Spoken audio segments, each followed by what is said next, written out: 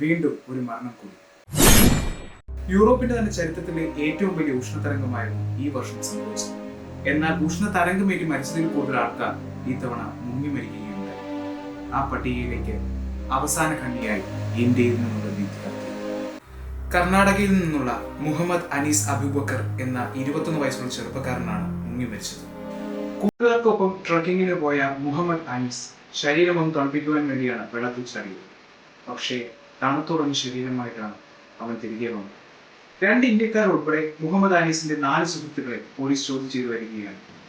ഇവിടുത്തെ ജലാശയങ്ങളിൽ ഒളിച്ചിരിക്കുന്ന അപകടങ്ങളെ കുറിച്ചോ അടിയൊഴുക്കുകളെ കുറിച്ചോ ടെമ്പറേച്ചർ വേരിയേഷൻസിനെ കുറിച്ചോ എല്ലാവർക്കും കൃത്യമായ അറിവുണ്ടാകണമെന്നില്ല.